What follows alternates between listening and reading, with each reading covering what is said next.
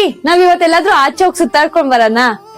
ಇಲ್ಲ, ಇವಾಗ ನನಗ್ ಮೂಡಿಲ್ಲ, ನನ್ಗ ಆಗಲ್ಲ. ನಿನ್ಗೇನಾದ್ರೂ ಹೋಗ್ಬೇಕಂತ ಇದ್ರೆ ನೀನ್ ಹೋಗ್ಬಿಟ್ ಬಾ.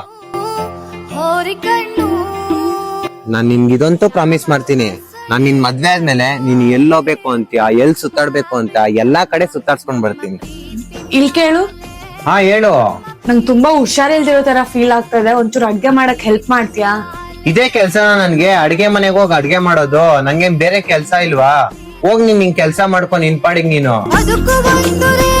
ನಮ್ ಮದ್ವೆ ಆದ್ಮೇಲೆ ನಿನ್ಗೆ ಯಾವತ್ತಿನ ದಿನ ಹುಷಾರಿರಲ್ವೋ ಅವತ್ತಿನ ದಿನ ನಾನೇ ಅಡ್ಗೆ ಮಾಡ್ಕೊಡ್ತೀನಿ. ಓ, ನನ್ ಫೋನ್ ಕೆಟ್ಟೋಗಿದೆ ಅನ್ಸ್ತಾರೆ, ನನ್ಗೆ ಹೊಸ ಫೋನ್ ಕೊಡಿಸ್ತೀಯಾ? ಹೊಸ ಫೋನ್ ತಗೊಳ್ಳೋ ಅವಶ್ಯಕತೆ ಏನಿಲ್ಲ. ಇವಾಗ ಆ ಫೋನ್ ಹೆಂಗಿದ್ಯೋ ಹಂಗೆ ಯೂಸ್ ಮಾಡು.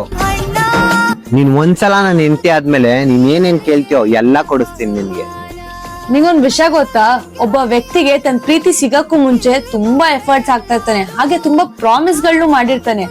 ಅದೇ ವ್ಯಕ್ತಿಗೆ ತನ್ನ ಪ್ರೀತಿ ಸಿಕ್ಕಾದ್ಮೇಲೆ ಅವ್ನ್ ಕೊಟ್ಟಿರೋ ಮಾತುಗಳು, ಮಾಡಿದ ಪ್ರಾಮಿಸ್ಗಳು ಎಲ್ಲಾನು ಮರ್ತೋಗಿರುತ್ತೆ.